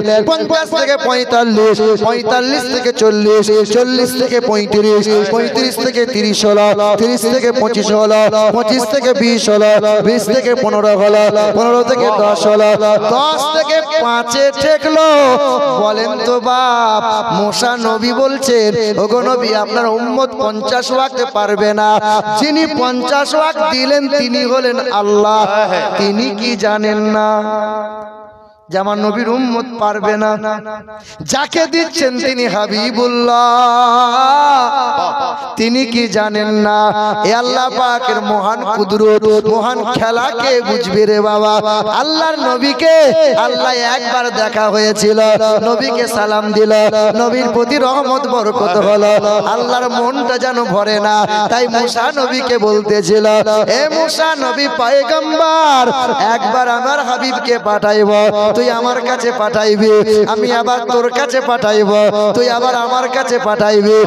একবার দিদার করে মন ভরে না। আল্লাহ ৯ সুবহানাল্লাহ দিদার করে, ৫ ৯ ৪৫, ৯ বার দিদার করে। যতবার দিদার হয় নবীকে ততবার সালাম আর দরুদ পাঠ করে দেয়। সুবহানাল্লাহ সুবহানাল্লাহ। যতবার দিদার হয় ততবার নবীকে সালাম দরুদ হয়। হ্যাঁ না সুবহানাল্লাহ। এ মুসলমান, আল্লাহ জান্নাত বানাইছেন ইমানদারদের জন্য, জান্নাতটা বানাইছেন মানুষের জন্য। হ্যাঁ, পৃথিবীর জমিনে হাসপাতাল হয় মানুষের জন্য, স্কুল কলেজ হয় মানুষের জন্য, হ্যাঁ থানা হয় মানুষের জন্য, আদালত হয় মানুষের জন্য। হ্যাঁ, গরু ছাগলের জন্য তো কিছু হয় না। গরু ছাগল আল্লাহর নামে তসবিহ করে, গরু ছাগল সওয়াব পাবে না, মানুষ সওয়াব পাবে। মানুষের জন্য জান্নাত। গরু আর মানুষ, গরু ছাগল জানোয়ার আর মানুষ, এর মধ্যে পার্থক্য কি জানো? গরু ছাগলের বিবেক বুদ্ধি নাই, মানুষের বিবেক বুদ্ধি আছে। গরু ছাগলের লজ্জা শরম নাই, মানুষের লজ্জা শরম আছে। গরু ছাগল যত বড় হয় আর ভাই বোন চেনে না, উঁচু নিচু বোঝে না, যার তার সাথে মিলনে লিপ্ত হয়, সমাজ মানে না। গরু ছাগল যত বড় হয় বাপ মায়ের সাথে সম্পর্ক রাখে না, বাপ মাকে খেতে পড়তে দেয় না। এই এলাকার যত গরু আছে ছাগল আছে বাপ মাকে খেতে দেয় না যারা, ১ নম্বর বিশাল জানোয়ার তারা। বাবা বিশ্বাস বিশ্বাস। গরু ছাগল বড় হয় তো বাপ মার সাথে সম্পর্ক রাখে। গরু ছাগল বাপ মাকে ভাত দেয়? ভাত দেয়? ওই তোমার গ্রামের জানোয়ার গুলো বাপ মাকে ভাত দেয় না, ওরা মানুষ। আল্লাহ পাক রব্বুল আলামিন জানিয়ে দেন, ওয়ালাকাদ যারানা লিজাহান্নামা কাসীরাম মিনাল জিন্নি ওয়াল ইনস লাহুম কুলুবুল লা ইয়াফকাহুনা বিহা ওয়া লাহুম আ'ইনুল লা ইউবসিরুনা বিহা ওয়া লাহুম আযানুল লা ইয়াসমাউনা বিহা উলাইকা কাল আনআম। বুঝেও বোঝে না যারা, বিবেক আছে বোঝে না, দেখেও দেখে না যারা, চোখ আছে দেখে না, শোনেও শোনে না যারা, কান আছে শোনে না, ওরা গরু ছাগল না, তার চাইতে খারাপ এটা মালিকের ঘোষণা। গরু ছাগল দেখতে পাই, গরু ছাগল কানে শুনতে পাই, কিন্তু গরু ছাগলের বিবেক বুদ্ধি নাই। ঠিক না ভুল বলো? তুমি তো দেখতে পাও তোমার মেয়েটা ন্যাংটা পোশাক পরে ঘুরে বেড়ায়, তুমি কিছু বলো না, তাহলে কি গরু ছাগল তুমি? তোমার বউটা পেট বার করে মোড়া রয়ে বাজারে ঘুরে ঘুরে বেড়ায়, তুমি মরদ হয়েছো কিসের? তাহলে নিশ্চয়ই কি তুমি গরু ছাগল? তুমি দেখতে পাও কিন্তু বিবেক বুদ্ধি নাই। গরু ছাগলও দেখতে পাই, বিবেক নাই। এ মুসলমান, গরু ছাগলের লজ্জা শরম নাই, সমাজ মানে না, যেখানে সেখানে দাঁড়িয়ে দাঁড়িয়ে ছচ্ছর করে মতে। গরু ছাগলকে পেশাব করে পানি নিতে হয়, কথা বলে না কেন? গরু ছাগলকে রাতের বেলায় মিলন করার পরে গোসল করতে হয়, হয় হয় হয়। মানুষকে করতে হয় কি হয় না? পেশাব করে পানি নেয় না যারা, আর দাম্পত্য জীবনের মধুর মিলনের পরে ফরজ গোসল করে না যারা, তারা গরু ছাগলের চাইতে খারাপ। বেশক বেশক হক বাত है। জান্নাত বানিয়েছে গরু ছাগলের জন্য। ভুল হলে বলিয়েন যে হুজুর ভুল হচ্ছে, আপনাকে হাতে কলমে দেখিয়ে দেবো মানুষ কি আর জানোয়ার। এ বাবাজিরা ভাইরা আমার, তোমার আমার ঘরের ছেলেটা বাইকে যায়, রাস্তার ধারে দাঁড় করায়, ছটছট করে প্যান্টটা খুলে মুতে দেয়, আর ডান হাতে করে বিড়িতে টান মারে। ডান হাতে গরম বিড়ি, বাম হাতে নরম বিড়ি, মানে লজ্জাও নাই, শরমও নাই, হায়া নাই। এটা গরু ছাগলের স্বভাব, একদিকে খাই তো একদিকে বার করে। গরু ছাগল এদিকে খাই তো ওদিকে বার করে, পিসাবও করে, পায়খানাও করে, একদিকে খাই। মানুষ এরকম কেন খাবে? পায়খানা করতে করতে খেতে আছে। এ এমন বিড়িখোর, বাথরুমে যদি বিড়িতে টান মারে তো পায়খানাই হবে না। হায় হায় হায়। এ বাবাজিরা ভাইরা আমার, তোমার আমার মধ্যে পার্থক্য কি জানো? কেউ কেউ বলে মাদ্রাসায় ছেলেরা মৌলবি হচ্ছে, ফকির তৈরি হচ্ছে। তোমার আমার মধ্যে পার্থক্য কি জানো? তুমিও মোবাইল চালাও, আমিও মোবাইলটা চালাই। তুমি মোবাইলটা খুলে বাম দিকে যাও, আমি মোবাইলটা খুলে ডান দিকে যাই। তুমি মোবাইলটা খুলে পর্ন ভিডিও ন্যাংটা ছবি দেখো, আর আমি মোবাইলটা খুলে কোরআনের তাফসীর গুলো দেখি, শানে নজুল গুলো দেখি, আর ভালো ভালো ওয়াজিনদের আহলে সুন্নাতুল জামাতের ওয়াজ গুলো শুনি। তোমার আমার মধ্যে পার্থক্য কি জানো? তুমি টুপি পরতে লজ্জা করো, আর আমার টুপিটা মাথায় না দিলে লজ্জা লাগে। তুমি লম্বা পাঞ্জাবি পরতে লজ্জা করো, আর আমি পাঞ্জাবি না পরলে লজ্জা লাগে। তুমি দাড়ি চাচতে বড় ভালো লাগে, আর আমার দাড়ি চাচার কথা ভাবলে বড় ভয় লাগে। তোমার আমার মধ্যে পার্থক্য কোথায় জানো? তুমিও বাড়ি যাবে, আমিও বাড়ি যাব, আমিও বাথরুম যাব, তুমিও বাথরুম যাও। যেমন তুমি 3 বেলা খাবার খাও, আমিও 3 বেলা খাবার খাই। তুমি রাতে ঘুমাও, আমিও রাতে ঘুমাই। তোমার ছেলেটা রাত 2টা না হলে ঘুমায় না, আর আমাদের ইশার নামাজ পড়ে আর রাত জাগতে পারি না। আর তোমার ছেলেটা বেলা 10টা না হলে ঘুম ভাঙে না, আর আমাদের ফজর হয়ে গেলে ঘুম আসে না। দেখো একটু ভেবে দেখো, বাড়ি যাওয়ার পরে হাত মুখ ধোবে, তুমি উপর হয়ে শোবে, আমিও হাত মুখ ধোবো, আমিও বাথরুম যাব। আমি যখন বাথরুম যাই মাথায় টুপিটা নেই, বাম পাটা বাথরুমে বাড়িয়ে দেই, আর দোয়া পড়ি, আল্লাহুম্মা ইন্নী আউযু বিকা মিনাল খুবসি ওয়াল খাবাইস। হ্যাঁ, বাম পা দিয়ে বাথরুমে চলে গেলাম, বাম পায়ের উপর ভর দিয়ে বসলাম, হাঁটুর উপরে কাপড় কিন্তু ওঠে না। তোমরা তো বিশ্বাস করো, আর লুঙ্গিটা মনে হচ্ছে মাথার উপরে উঠিয়ে নাও, পিছন দিয়ে দেখলে পরে সুন্দরবন দেখা যায়। না না, লজ্জা শরমের কথা বলতে চাই না, কিন্তু না বললে তো উপায় নাই। হাঁটুর উপরে কাপড় তুলে পেশাব করা যায় না, জানো জানো জানো না? দেখো বাপ ও আমার বোনেরা, হাঁটুর উপরে কাপড় তুলে বাথরুম করা যায় না, পদ্ধতি শিখতে হয়। হ্যাঁ, মাথা ঢাকা দিয়ে বাথরুমে বসতে হয়। যে ব্যক্তি মাথা ঢাকা দিয়ে বাথরুমে বসবে তার কখনো স্ট্রোক হয়ে মরণ হবে না। ডান পা দিয়ে বাথরুম থেকে বার হবে, তুমি হাত মুখ ধুয়ে উপর হয়ে শুয়ে পড়বে, আমিও হাত মুখ ধোবো। তোমার বেঈমানদের মতো হাত মুখ ধোয়া আর আমার হাত মুখ ধোয়া হলো নবী মুস্তাফার সুন্নাত মোতাবেক মতো। আমি হাত মুখটা ধোবো, উপর হয়ে শোবো না, ডান কাত হয়ে শোবো। কারণ পৃথিবীর বৈজ্ঞানিকরা বলে নবী ডান কাত হয়ে শুতে বলেছে। জানো কেন ডান কাত হয়ে শোবে? কেন বলো? বাম দিকে হাট আছে, বান্দা যখন ডান কাত হয়ে শুয়ে যায় হাট রেস্ট পেয়ে যায়। এই বান্দা যদি রেগুলার ডান কাত হয়ে শোয়, এই বান্দা হার্ট অ্যাটাক থেকে মুক্তি পেয়ে যাবে। সুবহানাল্লাহ, সুবহানাল্লাহ। এ মুসলমান বাবারা ভাইরা আমার, তোমার আমার মধ্যে পার্থক্য অহরহ আছে। বাপ আল্লাহ পাক রব্বুল আলামিন ঈমানদার মুত্তাকিদের জন্য জান্নাত বানাইছেন, গরু ছাগলের জন্য জান্নাত নাই। আল্লাহ বলে তোমাকে আদর করে বানাইলাম, আমি তোমাকে বড় সুন্দর করে বানাইলাম। হ্যাঁ বান্দা, তোমাকে সুন্দর হয়ে চলা লাগবে, সুন্দর হয়ে বসা খাওয়া পড়া লাগবে। কারণ সুন্দর হয়ে যদি না আসো, কবরে উল্টো পাল্টা পিটুনি হবে। টাকা থাকলে সুন্দর হয় বলো? রংটা ফর্সা হলে সুন্দর হয়?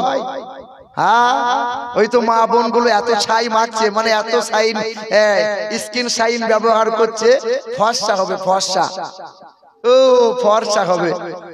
এই যত রকমের ক্রিম আছে ব্যবহার কর, ও বিয়ের পরে 4 বছর পরে দেখবে ছুবরা বেরিয়ে যাবে। হ্যাঁ, ঘন ঘন অজু কর, আল্লাহ তোর লাবণ্য সুন্দর দান করে দেবে। সুবহানাল্লাহ সুবহানাল্লাহ। অজু করবে না, শুধু ঘষছে, শুধু ক্রিম ব্যবহার করছে। এ বাবাজিরা ভাইরা আমার, ও আমার মায়েরা বোনেরা, পৃথিবীর জমিনে সবচেয়ে মানুষ হলো সুন্দর। এ দেখে ওয়াজ কিন্তু সুন্দর দিয়ে শুরু হয়েছে। ওয়াজ শুনছেন ভাই, ওয়াজ সুন্দর দিয়ে শেষ হবে ইনশাআল্লাহ। ইনশাআল্লাহ। এ মুসলমান বাবারা ভাইরা আমার, পৃথিবীর জমিনে সুন্দরের চাইতে সুন্দর যিনি, সর্বদিক দিয়ে আলা যিনি, সর্বদিক দিয়ে আজিম যিনি, ওয়া ইন্নাকা লা আলা খুলুকিন আযীম। সুন্দরের চাইতে সুন্দর যিনি, সিরাতের দিক দিয়ে সুন্দর, সুরতের দিক দিয়ে সুন্দর, সুন্দরের চাইতে সুন্দর যিনি, হাবিবে কিবরিয়া জানাবে মুহাম্মদুর রাসূলুল্লাহ সাল্লাল্লাহু আলাইহি ওয়াসাল্লাম। হিন্দুদের বেদেও লেখা আছে, আম সন্তা সরতি শতপতি মারমেঘে সুন্দরম মঙ্গলম নরসংসা অতদেশাঙ্গ বিশ্বতে মনংশে বেশদানিব বাসুদেবং গরঙ্গীতি পূর্ণগন্ধানিল স্পর্শ। পৃথিবীর জমিনে সত্য প্রিয় সত্যবাদী তিনি, চেহারা দিয়ে সুগন্ধি বার হবে তার, আর তার চেহারা যেন চাঁদি দিয়ে মোড়ানো হবে। বামন যারা হয়, পণ্ডিত যারা হয়, যারা জানে বা পড়ে, তারা অপরকে জানায় না। যারা জানে বা পড়ে, তারা অন্যকে জানায় না। অন্যকে জানিয়ে দিলে পরে পায়ের নিচে মাটি আর থাকবে না। আর যে মাল কটা দেখবেন জীবনে ধর্মগ্রন্থ ছুঁয়ে দেখে নাই, ওই চুয়ার গুলো, ওই ছোট জাতগুলো, ওই চুনোপুটি গুলো খুব লাফায়। হিন্দু মুসলমান খুব করে জয় শ্রীরাম জয় শ্রীরাম, খুব করে।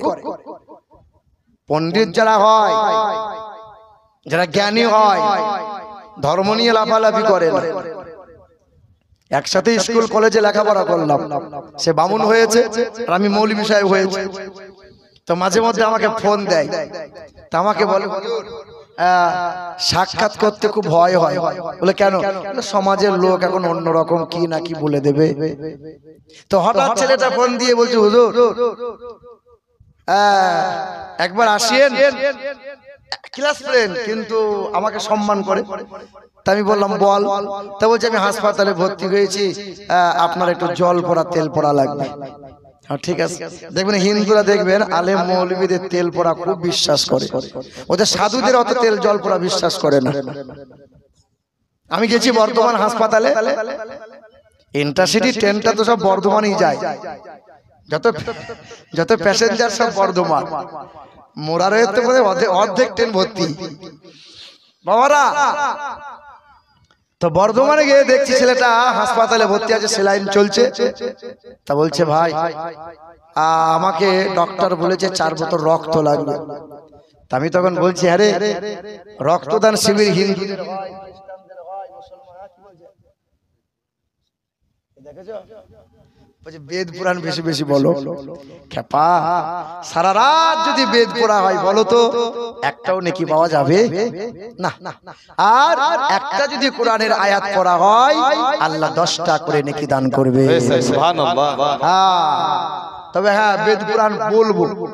এই জন্যই বলা হয় যে আল্লাহ পাক রব্বুল আলামিন তার হাবিবের শান, হাবিবের মর্যাদা এমন দিয়েছেন, শুধু কোরআন হাদিসে বিদ্যমান নবীর নামটা নয়, বাইবেল, জান্দাবাস্তা, ত্রিপিটক, রামায়ণ, মহাভারত সর্বধর্ম গ্রন্থে নবীর শান বর্ণনা করে দিয়েছেন। সুবহানাল্লাহ সুবহানাল্লাহ। আমি ওই বামুনের ছেলেকে বলছি, হ্যাঁ রে রক্তদান শিবির হিন্দুরাও করে, খ্রিস্টানরাও করে, তা রক্ত আজকে মুসলমানদের নিবি না হিন্দু রক্ত নিবি?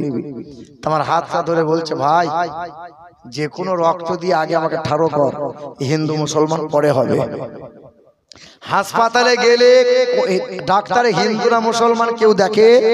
কেউ দেখে না। রক্তটা হিন্দুর রক্ত না মুসলমানের রক্ত কেউ দেখে? কেউ দেখে না।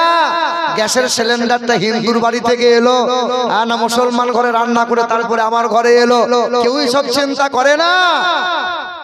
শুধু চিন্তা করে চায়ের দোকানে বসে বসে ওই চুনুপুটি গুলো, ওই নিচু জাতের ব্যক্তিরা হিন্দু মুসলমান ঘৃণা করে। যাদের গা থেকে পিশাবের দুর্গন্ধ বার হয় তারা আবার হিন্দু মুসলমানের বিচার করে। ঠিক কিনা বলো? মুসলমান বাবারা ভাইরা আমার, পৃথিবীর জমিনে মহাত্মা গান্ধী আর বেঁচে নাই। ওই মহাত্মা গান্ধী মারা গেছে, মৃত্যু হওয়ার 16 দিন আগে তিনি একটা চিঠি লিখে দিয়ে গেলেন। ওই চিঠিটা আজও ব্রিটিশ মিউজিয়ামে রাখা আছে। ভারতে তার ইতিহাস চেপে দেওয়া হয়েছে, ইতিহাস গোপন করে দেওয়া হয়েছে। ওই মহাত্মা গান্ধী বলে দিয়ে গিয়েছিলেন, পশ্চিম আকাশে এক আলোর আবির্ভাব হবে। আমি পৃথিবীর জমিনে গৌতম বুদ্ধর জীবনী বললাম, গুরু নানকের জীবনী বললাম, বালক ব্রহ্মচারীর জীবনী বললাম, আব্রাহাম লিঙ্কনের জীবনী বললাম, লেনিনের জীবনী বললাম, যীশু খ্রিস্টের জীবনী বললাম। সবার একবার করে জীবনী পড়ে পড়ে দেখলাম। তবে বিশ্বের মাটিতে মহান নেতা, জগৎগুরু, কল্যাণকর্তা, মানব জাতির মুক্তির দাতা জানাবে মোহাম্মদ রাসূলুল্লাহ, তার জীবনীটা আমি বারবার পড়েছি। তবে হ্যাঁ, আমি জানতে পেরেছি পৃথিবীর জমিনে এত সুন্দর মহামানব যার চরিত্রে বিন্দু মাত্র দাগ নাই, তার মতো মহামানব পৃথিবীর জমিনে দুইটা নাই। এ মুসলমান বাবারা ভাইরা আমার, ও সোনার টুকরো মারা বোনেরা, শুনে রেখে দেবেন, আজ আমরা কোরআন ছুঁইতে পারি নাই। ছাগল গরুর জন্য কোরআন নয়, কোরআন তো মানুষের জন্য। হিন্দুরা কোরআন পড়তে পারে, খ্রিস্টানরাও কোরআন পড়তে পারে, কারণ কোরআন আল্লাহ পাক এই জন্য দিয়েছেন, হুদাল লিন্নাস ওয়া বাইয়িনাতিন মিনাল হুদা ওয়াল ফুরকান। তুমি কোরআন পড়বে, মহিলারা কোরআন পড়বে, ছোটরা কোরআন পড়বে, বড়রা কোরআন পড়বে। কোরআন পড়ো আর জীবনটাকে সুন্দর বানাইয়ে নাও। লা ইয়ামসুহু ইল্লাল মুতাহহারুন, অপবিত্র অবস্থায় কোরআন ছোঁয়া যাবে না। এই কোরআন আমেরিকা দেশের বিখ্যাত এক লেখিকা, এক মহিলা, তার বড় স্বপ্ন ছিল, বড় আশা ছিল, পৃথিবীর জমিনে কোরআন হলো সর্বশ্রেষ্ঠ ধর্মগ্রন্থ। অনেক বেঈমানরা চেষ্টা করেছে, অনেক খ্রিস্টানরা চেষ্টা করেছে কোরআনের ভুলবার করব, পৃথিবীর জমিনে কেউ ভুলবার করতে পারে নাই। পাদ্রীরা বলেছিল, পুরোহিতরা বলেছিল, ও লরেন বুথ লেখিকা, তুমি যদি কোরআনের একটা ভুলবার করে দাও তোমাকে সবাই মাথায় করে নিয়ে নাচবে। সেই দিন লরেন বুথ লেখিকা ওই মহিলা কি করেছিল, সাংবাদিক সম্মেলনে দাঁড়িয়েছিল, আর সাংবাদিক সম্মেলনে ক্যামেরার সামনে দাঁড়িয়ে বলেছিল, আমি কোরআনের ভুলবার করব আর বিশ্বের মাটিতে সুনাম অর্জন করব। একটা যদি কেউ কোরআনের ভুলবার করে দেয়, মুসলমানদের মাথাটা হ্যাট হয়ে যাবে, কোরআনের সম্মানটা মাটির সাথে মিশে যাবে। ওই দিন লরেন বুথ লেখিকা কি করেছিল জানো নাকি? কি করেছিল? কোরআন পড়তে শুরু করলো। 1 মাস নয়, 2 মাস নয়, 1 বছর নয়, 2 বছর কোরআন তেলাওয়াত করলো। খ্রিস্টান ধর্মের ওই মহিলাটা 2 বছরে কোরআন তেলাওয়াত করে 52 বার খতম করে দিল। কতবার? তোমার ঘরে বউকে জিজ্ঞাসা করো তো, সালমান মা কবার পড়লি কোরআন? ও রমজান মাস ছাড়া কোরআন ছুঁইবে না। তুমি যখন বউ পছন্দ করতে গিয়েছিলে, তা ছেলের বাপ জিজ্ঞাসা করছে, হ্যাঁ মা কোরআন পড়া জানো? তা মেয়ের মা জানলা দিয়ে মুখে মেরে বলছে, আমার মেয়ে বছরে 17 বার কোরআন খতম করে। ছেলে তখন মনে মনে ভাবে, সাংঘাতিক ফেরেশতা রে, 17 বার বছরে কোরআন খতম। বলে আমার মেয়ে 6 বার শুধু নামাজ পড়ে, 6 ওয়াক্ত নামাজ। তাহাজ্জুদের নামাজ কোনো সময় ফেল করে না। দেখো দেখো, তুমি সংসার করছো ওই মেয়েকে নিয়ে, কদিন কোরআন পড়ে বল? বালা মুসিবত দূর হয় না, অভাব দূর হয় না, রোগ ব্যাধি ছাড়ে না, অথচ বাড়িতে কোরআন তেলাওয়াত করে না। কোরআন এমন একটা কিতাব যার সমস্যা, तमाम সকল সমস্যার সমাধান আনবেই কোরআন। সমাধান চাও যদি জীবনে মরণে, ফিরে যাও খুঁজে নাও, চোখ রাখো কোরআনে সমাধান। এ এত চির অম্লান চির মুক্তির ডাক এ যে মহাবাণী খোদারি কালামে পাক এত চির অম্লান চির মুক্তির ডাক এ যে মহাবাণী খোদারি কালামে পাক এই দুনিয়ার সেই দুনিয়া মুক্তি পাবে তুমি দো জাহানে সমাধান সমাধান চাও যদি জীবনে মরণে ফিরে যাও খুঁজে নাও চোখ রাখো কোরআনে সমাধান এ বাণী সকলের নয় শুধু মুমিনের যারাই চলবে মেনে ফল পাবে কোরআনের এ বাণী সকলের নয় শুধু মুমিনের যারাই চলবে মেনে ফল পাবে কোরআনের ঘরে বলো কিবা রাষ্ট্রে বলো অশান্তি দূর করে শান্তি আনে সমাধান সমাধান চাও যদি জীবনে মরণে ফিরে যাও খুঁজে নাও চোখ রাখো কোরআনে সমাধান যাহার পরশ পেয়ে পাথর হলো সোনা সন্দেহ ভুল নাই তাহার কিটি কোনা যাহার পরশ পেয়ে পাথর হলো সোনা সন্দেহ ভুল নাই তাহার কিটি কোনা এ যে এক বিপ্লব পিছে ফেলে যত সব এগিয়ে চলে সে অগর পানে সমাধান নারে তাকবীর নারে রিসালাত নারে হায়দারি হায়দারি হায়দারি মাসলাকে আলা হযরত উলামায়ে আহলে সুন্নাত দুরূদ শরীফ ज़बान से निकालो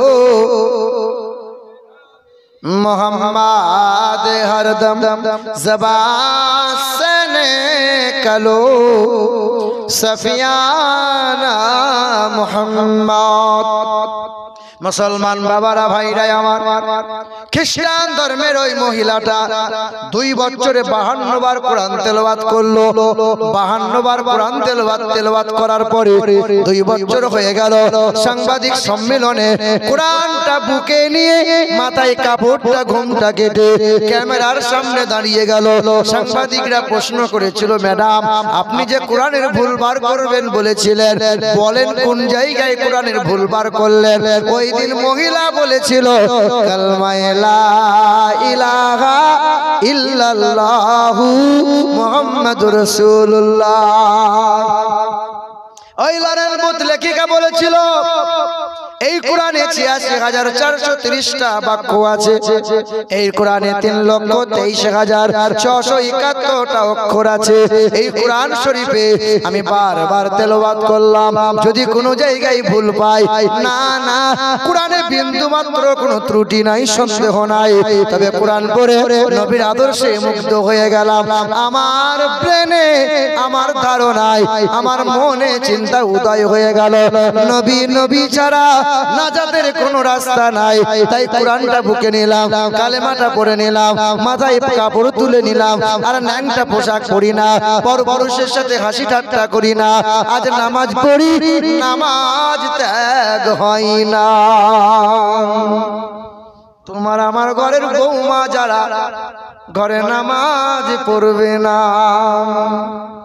ও শুধু হিজাব পরিচয় বুরকা পরিচয় জান্নাত পেতে যাই এ মা হিজাব পরলে জান্নাত নাই বুরকা বড় পরলে জান্নাত নাই মা যে মহিলা হিজাব পরে আর স্বামীকে তুইতকারি করে ওই মহিলা বুরকা পরে আর স্বামীকে গালমন্দ করে ওই মহিলা হিজাব পরে আর দিন রাত শুধু আত্মীয়তার সাথে সম্পর্ক ছিন্ন করার কথা বলে ওর সাথে মিশো না ওদেরকে টাকা পয়সা দিও না ওর সাথে যেও না তোমাকে দেখে এ মা ও আমাদের ঘরের বৌমা যারা ঘরে বরকত উঠে যাবে, সংসার থেকে শান্তি নামক বস্তুটা দূরে চলে যাবে। যদি ওই ঘরের মহিলা নিজের স্বামীকে বারবার বাধা দেয়, বাপ মায়ের সাথে সম্পর্ক রেখো না, যদি সেই স্ত্রীটা বাধা দেয় আত্মীয়তার সাথে সম্পর্ক বিচ্ছিন্ন করে দাও, এই মহিলার জন্য ঘর থেকে বরকত উঠে যায়, রহমতটা উঠে যায়। ও মা, হিজাব পরলে জান্নাত নাই। আল্লাহর নবী বলে ওয়াল মারআতু ইযা সাল্লাত খামসাহা ওয়া সামাত সাহরাহা ওয়া আহসানাত ফারজাহা ওয়া আতাআত যাওজাহা ফালতাদখুল মিন আইয়ি আবওয়াবিল জান্নাতি শাআত। নবী বলেন মা, তোমার 4 গুণ ভালো করে নাও। মহিলাদের 4 গুণ যদি ভালো হয়, জান্নাতের 8টা দরজা খোলা পাবে। 1 নম্বর হলো ওই মহিলা 5 ওয়াক্ত নামাজ পড়বে, রমজান মাসে রোজা রাখবে, স্বামীকে তুইতকারী করবে না, ভাষা খারাপ করবে না, মানে স্বামীর সেবা করবে। 4 নম্বর বেহায়া বেপরদাই তারা চলবে না, আর পরপুরুষের সাথে ফোনে গল্প করবে না। এখানকার মারা তো খুব ভালো। স্বামী যখন বাইরে বিদেশ কাজ করতে যায়, এ বৌমা তখন পরপুরুষকে বলে হ্যালো ভাই, তুমি আমাদের ঘরে আসছো না, মাঝে মধ্যে এসছো, তুমি দেখছো না, মানে কি বলবো আপনাকে, লজ্জাও নাই, হায়াও নাই, শরমও নাই, তাহাজ্জুদ পড়ে জান্নাত পেতে চাইছে, জান্নাত পড়ে আছে। হে বাবাজিরা ভাইরা আমার, সুন্দরের চাইতে সুন্দর তিনি, হাবিবে কিবরিয়া যিনি, জনাবে মুহাম্মদ রাসূলুল্লাহ তিনি। হিন্দুদের বেদে লেখা আছে অষ্টগুণ প্রসংধি পজন্তি কৌলাংচ দমস্রতংচ বহুভাষিতাচ দানং যথা শক্তি কৃতজ্ঞতাচ। পৃথিবীর জমিনে কল্যাণ কর্তা হয়ে আসবেন তিনি, মানব জাতির মুক্তির দাতা হয়ে আসবেন তিনি। জীবনে কখনো কোনো দিন একটাও মিথ্যা কথা বলবেন না, আমানতের খেয়ানত করবেন না। তিনি মিষ্টভাষী হবেন, তিনি অল্পভাষী হবেন, তিনি লজ্জাশীল ব্যক্তি হবেন। তিনি জীবনে কখনো কোনদিন মানব অথবা দানবের সাথে দুর্ব্যবহার করবেন না, বিনা কারণে গাছের ফল ফুল পাতা ছিঁড়বেন না। তিনি হবেন মুক্তির দাতা জনাবে মুহাম্মদুর রাসূলুল্লাহ। ওই বোলপুর শান্তিনিকেতন কবিগুরু, বিশ্ব কবিগুরু রবীন্দ্রনাথ ঠাকুর, উনি একবার চীন দেশে গিয়েছিলেন। চীনের বিকিং শহরে ইয়াং সিকিয়াং হং নদীর তীরে চীনের সভ্যতা যে জায়গাতে গড়ে উঠেছে, বিশ্বকবিটি 3 ঘন্টা লেকচার দিয়েছিলেন।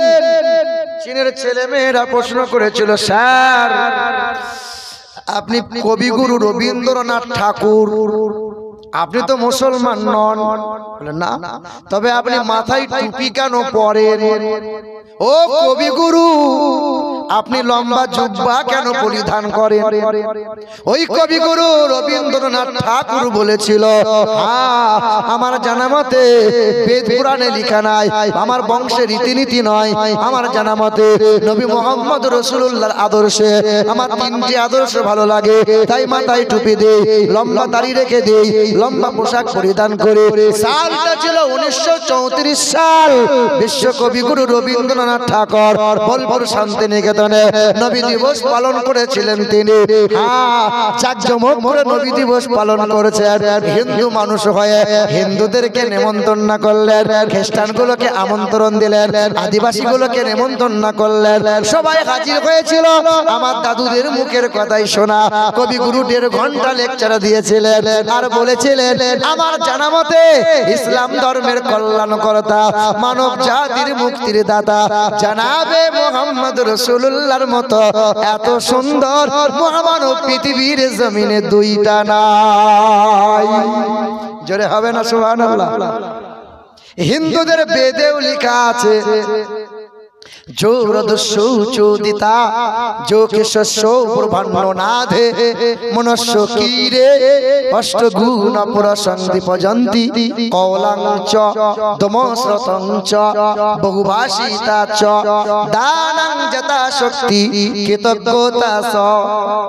বিশ্বের মানব জাতির মুক্তির দাতা তিনি বলেন, বেদে লেখা আছে তিনি এমন একজন আদর্শবান মহাপুরুষ, তিনি কখনো কোনোদিন মিথ্যা কথা বলবেন না। সেই নবীর উম্মত আমরা, সকাল থেকে সন্ধ্যা আর সন্ধ্যা থেকে সকাল, সত্য মিথ্যা যদি আমরা ওজন করি বাবা, বলেন তো কোন পাল্লা ভারী হবে? কথা বলেন না কেন? সবই তো মিথ্যাই পরিপূর্ণ। পাইকের যারা মিথ্যা কথা বলে, ব্যবসায়ী যারা, পাইকের আবার কথায় কথায় কসম খায়। আল্লাহর কিরে বলছি, আল্লাহর কিরে, এই গরুটা এখানে পাইকার যদি থাকে রাগ করিয়েন না। ব্যবসায়ী মানুষ যারা কথায় কথায় কসম খায়, তারা মিথ্যা কথা বলে। হুজুররা আজকাল মিথ্যা বলে, বলে কি বলে না? হুজুররা মিথ্যা কথা বলে, শ্রোতারা মিথ্যা কথা বলে, কমিটিরাও মিথ্যা কথা বলে, বাপ ছেলেকে মিথ্যা কথা বলে, ছেলে বাপ মাকে মিথ্যা কথা বলে, ভাই বোনকে মিথ্যা কথা বলে। এখন মিথ্যা যেন এমন একটা হয়ে গেছে, কথাই কথাই মিথ্যা। এ বাপ, মাটি যদি ভালো হয় গাছ ভালো হবে, গাছ যদি ভালো হয় ফলনটা ভালো হবে, ফলন ভালো হবে। হ্যাঁ, কারখানা ভালো হলে প্রোডাক্টটা ভালো হবে। মা বাপ যদি ভালো হয় বাচ্চাটা নেককার হবে, আল্লাহওয়ালা হবে। আর মা বাপ যদি সিরিয়ালওয়ালা হয়, হিন্দি গান শুননেওয়ালা হয়, বেশরম হয়, বেহায়া হয়, ওই বাচ্চাটা বিচুতি মাল তৈরি হবে। বড় হয়ে বাপের কাছে বিড়ি চেয়ে খাবে, আব্বাটা বিড়ি দাও, আব্বা বলো বলো। হ্যাঁ গো, ছেলে কখনো বাপকে শালা বলে? বলে বলে তোমাকে মোরারই দেখিয়ে দেবো, আমার চোখে দেখা বাপ কামচার আমাকে বলছে, হুজুর দোয়া করেন, আমার ছেলে আমাকে শালা বলে গাল দেয়। এটা ছেলের দোষ না বাপের দোষ? বলো বলো, কার দোষ? ও বাপ মানুষ করতে পেরেছে?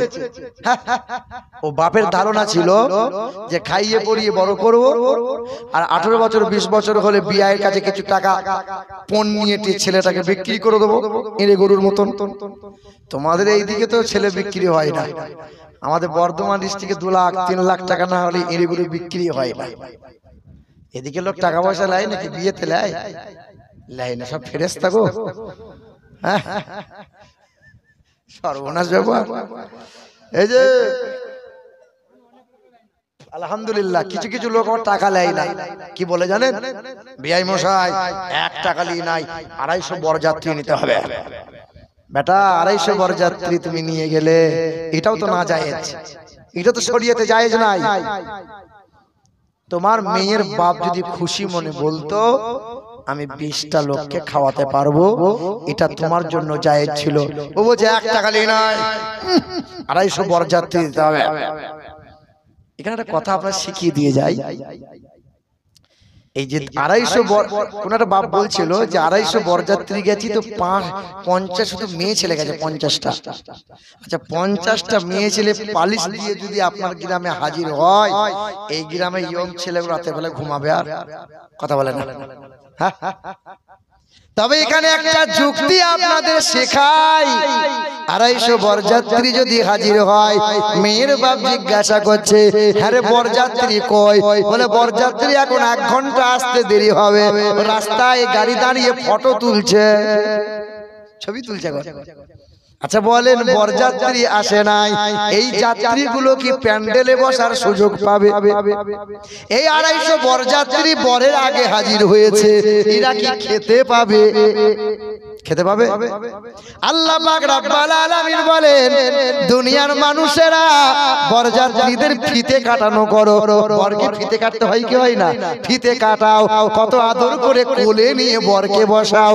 আল্লাহ পাক বলে আমি আল্লাহ ওয়াসিকাল্লাযিনা তাকাও রাব্বাহুম ইলাল জান্নাতি যুমারা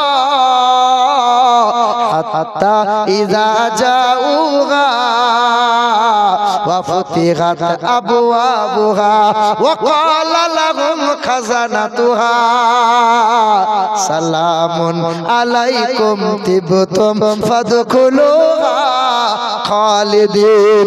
আমার মুত্তাকি বান্দা হবে তারা, চলাফেরা ওঠা বসায় আমি আল্লাহকে স্মরণ করবে যারা। আমার মুত্তাকি বান্দা হলো তারা, ছেলের বিয়েতে হারামের টাকা নেবে না যারা।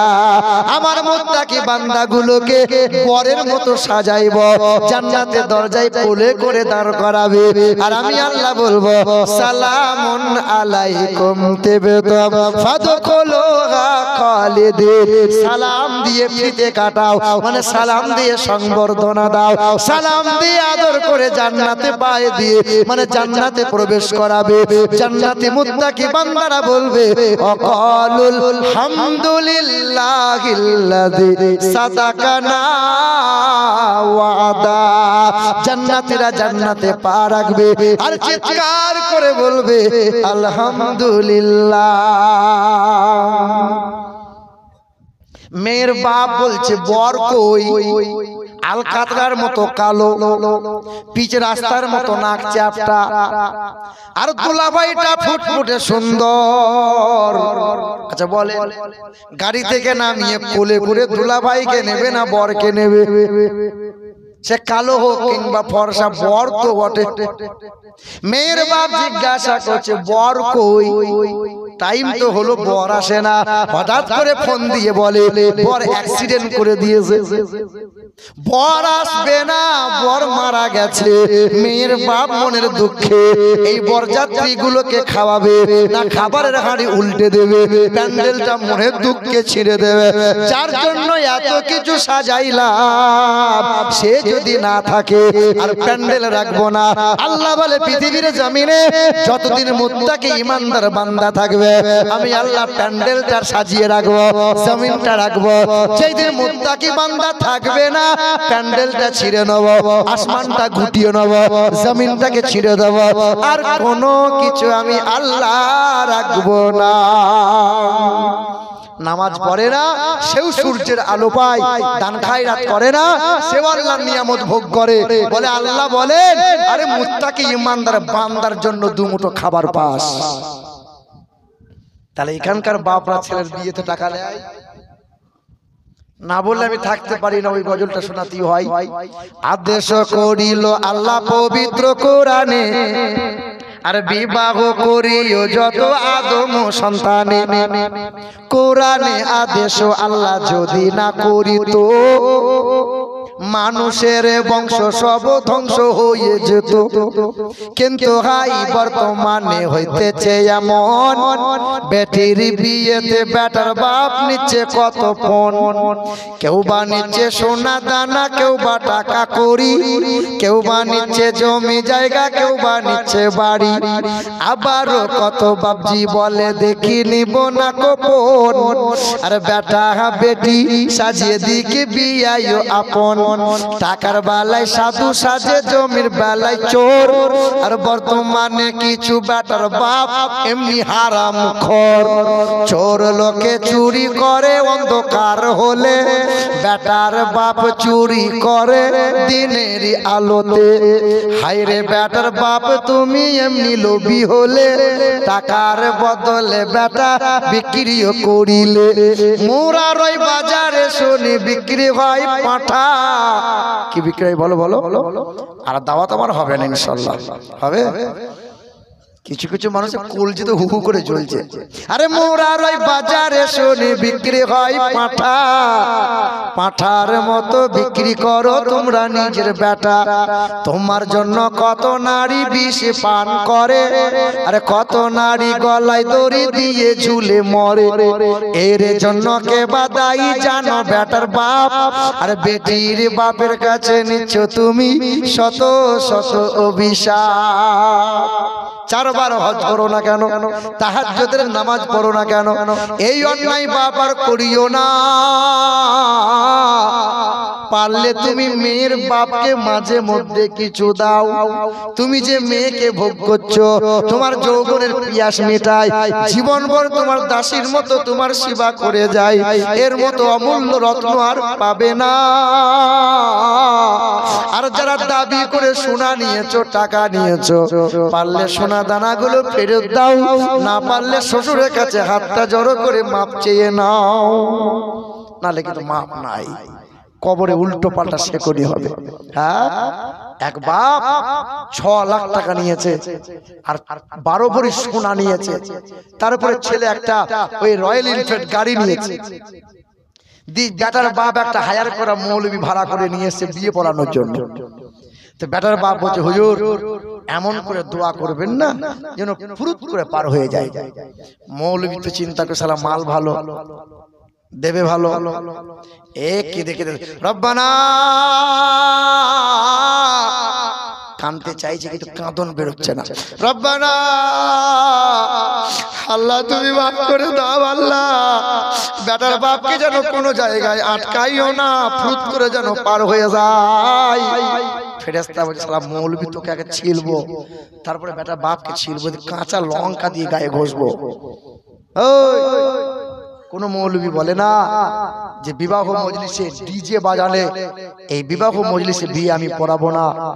কোন হুজুর বলছে না যে এই মাহফিলে এত টাকা হারামের টাকা দাবি করে নিয়েছ, সোনার হারটা গলায় ঝুলিয়েছ, 6টা আঙ্গুলে আংটি পরেছ, এইরকম বিবাহ যে পড়ানো যায় না, এই হারাম জিনিস যে খোলা লাগবে। হুজুর যে বলে না, হুজুর বললে পরে হুজুরের চাকরি আর থাকবে না। বলো বাপ, এ সোনার টুকরো বন্ধুরা আমার সুধী মানুষেরা, আজকে আমাদের লজ্জা শরম আছে না গেছে? আছে না গেছে? ও তুমি দেখো বাজারে যাও, মেয়েগুলো জাঙ্গিয়ে পরে পরে ঘুরে বেড়ায়, মানে লজ্জাও নাই, হায়াও নাই।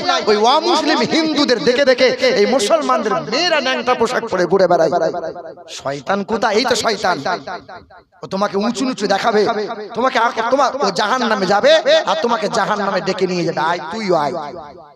মুরব্বী বাপ মনে মনে ভাবছে, আমি কোনো কিছু তাকাবো না, আমি পাপ করব না। ওকে ছাড়বে? ওকে ছাড়বে? মুরব্বী বাপ ছাড় পাবে না। ওকে এমন করে দেখাবে যে মুরব্বী বাপ 14 বার আস্তাগফিরুল্লাহ বলেও মাফ হচ্ছে না। বাপ লজ্জা শরম আছে না গেছে গো? বলো না। এই যে বিয়ের আগের দিন যে গায়ে হলুদ হয় না, তোমাদের গ্রামে হয় না বোধহয়? গায়ে হলুদ হয়। এই গায়ে হলুদটা মা মাখায় না নিজে নিজে মাখে? কে মাখায়? ভাবিরা মাখায়। হাই দেখো দেখো, এটা যে হারাম জিনিস জানোই না, এটা যে হারাম জিনিস এটা তোমার জানা নাই। একজন বাড়িতে মহিলা সবচেয়ে বেশি পর্দা লজ্জা করতে হয়, দেওয়ার থেকে সাবধান হতে হয়। বিয়ের আগের দিন ভাবি কাঁচা হলুদ বেটে দিয়ে মানে কোথায় কোথায় হাত দেয়, কোথায় কোথায় হাত দেয়। এটা যে হারাম কাজ, মা তোমাকে সাবধান হওয়া লাগবে। মা দেবে, নিজের ছেলে সে নিজে হাতে করে মাখবে, ভাবি কোনো সময় দেবে না। দেখো লজ্জা শরম আছে নাকি? দেখো বিয়ে করে নিচ্ছে, সেটা তোমার স্ত্রী, ওটা আমার স্ত্রী, আমার সম্পদ। ও বউয়ের গলায় ছবিটা এরকম করে ধরে ছবি তুলেছে, দিয়ে মোবাইলে ছেড়ে দিয়ে বলছে গোটা কিরামের লোক দেখ দেখ আমার মালটা দেখ দেখ। তুমি তো হাসছো, এটা লজ্জার কথা বলো, এটা শরমের কথা, এটাতে হারাম কাজ। এটা কি তোমার গ্রামের সম্পদ? হাই সাহাবায়ে কিরামরা নিজের বিবিদের নামটা বলতেন না, দেখানো তো দূরের কথা।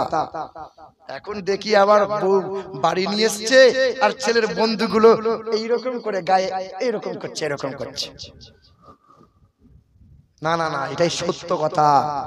হুজুররা তো কেচ্ছা কাহিনী বলে চলে যাবে, আমি যে পারি না, সত্য কথা না বললে যে আমার মন ভরে না। মুসলমান বাবারা ভাইরাই আমার, এ সোনার টুকরো বন্ধুরা আমার সুধী মানুষেরা, হিন্দুদের বেদে লেখা আছে কল্যাণ কর্তা হবেন তিনি, জগৎগুরু মুক্তির দাতা হবেন তিনি।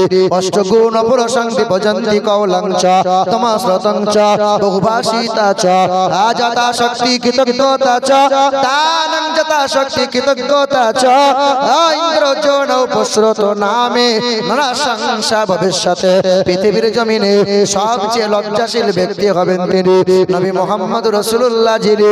হ্যাঁ, তিনি কখনো কোনোদিন একটাও মিথ্যা কথা বলবেন না, আমানতের খেয়ানত করবেন না, তিনি অল্প কথা বলবেন, তিনি তেনার কথা মিষ্ট হবে, তিনি কোনো মানুষকে আঘাত দেবেন না, হাতের দ্বারাই আঘাত দেবেন না, জবান দিয়ে আঘাত দেবেন না। ইন্দ্রজনা উপস্রত নামে নরসংসা ভবিষ্যতে, তার নামটা হবে নরসংসা। বাংলায় করলে হবে প্রশংসিত, আরবিতে করলে হবে মুহাম্মদুর রাসূলুল্লাহ। নারে তাকবীর, নারে রিসালাত। কষ্ট হচ্ছে নাকি বাবা? ও মুসলমান, ও বাবাজিরা ভাইরা আমার, সুন্দরের চাইতে সুন্দর ছিলেন তিনি হাবিবে কিবরিয়া জনাবে মুহাম্মদুর রাসূলুল্লাহ সাল্লাল্লাহু আলাইহি ওয়াসাল্লাম। মুসলমান বাবারা ভাইরা আমার, আপনাদের বলে দিয়ে যায়, এই মুর্শিদাবাদের পরে একটা জেলা মালদা জেলা, মালদা জেলার আন্ডারে পুকুরিয়া বলে একটা থানা আছে। ওই পুকুরিয়া থানার আন্ডারে হঠাৎ করে একটা বামুনের ছেলে আমাকে ফোন দিল, হুজুর আপনার নাম কি আমিরুল ইসলাম? জি হ্যাঁ। আপনার বাড়ি বর্ধমান? জি হ্যাঁ। বলে আমার নাম রমেশ ব্যানার্জি, আমার বাবা বামুনগিরি করে, আমার গলায় পইতে ঝুলানো আছে, আমিও পূজা অর্চনা করে বেড়াই। তবে হুজুর আপনার বয়ানগুলো শুনি আমার বড় ভালো লাগে। সেই দিন মালিকের কাছে দোয়া করেছিলাম, ও দয়ার মালিক আল্লাহ, তুমি এই মানুষের হৃদয়ে কালেমাটা নসিব করে দাও, তাকে ইমানদার বানাইয়ে দাও। ওই বামুন ঘরের ছেলে বলে, হুজুর আপনার সাথে মোলাকাত করতে চাই, দেখা করতে চাই। আমার ঠিকানা দিলাম, সকালবেলা ইন্টারসিটি ট্রেন ধরে মুরারয়ের ওপর দিয়ে চলে গেল, বর্তমানে আমার বাড়িতে হাজির হলো। হ্যাঁ, দ্বিপ্রহরের সময় আমার ঘরে গোসল করেছিল, দুমুঠো খাবার খেলো। ওই ছেলেটা আমাকে জিজ্ঞাসা করলো, একটা একটা করে জবাব দে, একটা একটা করে জিজ্ঞাসা করে। মালিকের কাছে দোয়া করেছি, আল্লাহ সেই দোয়া কবুল করে নিয়েছে। হঠাৎ করে বামুনের ছেলে বলল, হুজুর না না, আর আমি দেরি করব না। গলার পইতে খুলে দিল, কালেমা লা ইলাহা ইল্লাল্লাহ মুহাম্মাদুর রাসূলুল্লাহ, কালেমা শরীফটা পড়ে নিল। কালেমাটা পড়ে নেওয়ার পরে বলল, হুজুর আপনি আমাকে একটা কিতাব দেন। আমি একটা কোরআনের বাংলা অনুবাদ দিলাম, বুকে তুলে নিল। বলে, হুজুর ছোটবেলায় বাবা শখ করে নাম দিয়েছিল রমেশ, হুজুর একটা নাম আমার দেন। আমি বললাম, তোর নাম আজ থেকে আব্দুল্লাহ। কোরআনটা বুকে নিয়ে ছেলেটা বাড়ি চলে গেল। কয়েকটা দিন ফোনে ফোনে যোগাযোগ হলো, হঠাৎ করে আর তার ফোন লাগে না। একটা বছর কেটে গেল, দুইটা বছর কেটে গেল। এই বছর রমজান মাসে আগে ওই রায়গঞ্জ বলে একটা জায়গায় আছে, রায়গঞ্জের আগে রাজবাড়ি বলে একটা মোড় আছে, হাই রোড থেকে কয়েক কিলোমিটার দূরে জলসা করতে গিয়েছিলাম। মালদা থেকে 7 কিলোমিটার দূরে ওই ছেলেটা খবর পেয়ে সেই জায়গায় হাজির। রাত 11টার সময় স্টেজে উঠেছিলাম, 1:20 মিনিটে আখেরি মুনাজাত হয়ে গেল। মুরব্বি বাবাজিরা সালাম দেয়, মুসাফা করে, দোয়া দেয়, দোয়া নেয়, সবাই আনন্দে বাড়ির দিকে চলে যায়। তবে একটা নওজোয়ানকে বারবার দেখতে পাই, ওই ডান দিকে প্যান্ডেলের গায়ে হেলান দিয়ে ফুপিয়ে ফুপিয়ে কান্না করে যায়। আমি মনে মনে চিন্তা করি, যুবক বয়সে এত কান্না করে কেন? কোন মুসিবতে পড়লো নাকি? বাপ মা কি মারা গেল নাকি? মাথায় টুপি আছে, কালো তার কুচকুচে দাঁড়িয়ে, চিনেও যেন চিনতে পারা যায় না।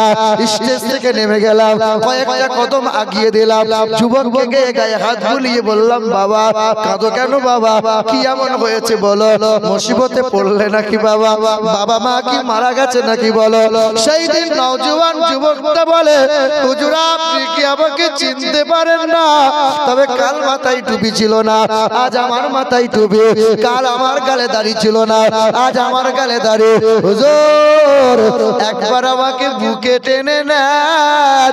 ছেলেটাকে বুকের মধ্যে টেনে নিলাম, ফুপিয়ে ফুপিয়ে কান্না করে, চোখের পানি ঝরঝর করে পড়ে। হুজুর আপনি আমাকে চিনতে পারেন না, আমার নাম হলো সেই আব্দুল্লাহ। তোর ফোন লাগে না কেন? ফোন করিস না কেন? বাপ মা কি বেঁচে নাই? কি হয়েছে বল না, কাঁদিস কেন? হুজুর বাপ মা বেঁচে আছে, ধন সম্পদ বাড়ি গাড়ি সব কিছু আছে, তবে আমি নাই। কি হয়েছে বল বাবা? বলে আপনার কাছ থেকে কোরআন বুকে নিয়ে কালেমা নিয়ে বাড়ি এসেছে।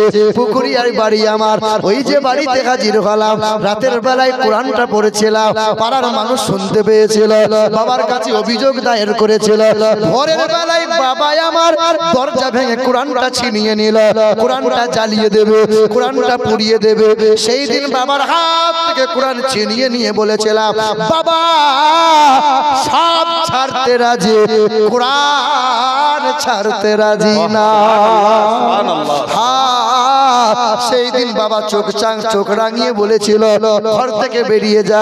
আদরের মা একবার ছেলে বলে তাকিয়ে দেখলো না, একবার হাতটা ধরে ঘরের দিকে টানলো না। মা ছুটে গিয়ে দরজা বন্ধ করে দিল, বাবা ঘর থেকে বার করে দিল। ভাই বোন থাকা সত্ত্বেও কেউ আর কাছে আসলো না, পাড়ার বন্ধু কেউ রইল না। ধন সম্পদ থেকে সব তেজ্য পুত্র হয়ে গেলাম, ঘর থেকে বার হয়ে গেলাম। সম্পদ বলে একটা সেটা হলো আল কোরআন। কোরআনটাকে বুকে নিয়ে ওই রাস্তার ধারে সরকারি জায়গায় তিরপল টাঙাইয়ে একটা কুঁড়ে ঘরের মতো বানাইলাম। দিনের বেলায় বাজারে বাজারে দোকানে কাজ করে 2-4 পয়সা রোজগার হয়, অতি খাওয়া দাওয়া করে। তবে রাত আমার বৃথা যায় না, প্রতি রাত আমি নামাজ পড়ি, কোরআন পড়ি, নবীজির মহব্বতে সালাম জানাই। হুজুর আমার মনে বড় তামান্না, আমার মনে বড় যাতনা, একটাই মনে বড় বাসনা। 1400 বছর হয়ে গেল, তাকে কোনোদিন চোখে দেখি নাই, নবীকে কোনোদিন চেহারায় ছুঁয়ে দেখি নাই। তারে এমন মহব্বত করলাম, বাবা ত্যাগ করে দিলাম, মা ত্যাগ করে দিলাম, ভাই বোন ত্যাগ করে দিলাম, ধন সম্পদ ত্যাগ করে দিলাম। তবে তারে মহব্বত চুল পরিমাণ ত্যাগ করতে পারি না। হুজুর একটু দোয়া করে দেন, একবার যদি দয়ার নবী মায়ার নবীকে এই চর্ম চোখে দেখতে পাই, আমার জীবনে আর আশা বলে কিছু রইবে না। সুবহানাল্লাহ, সুবহানাল্লাহ।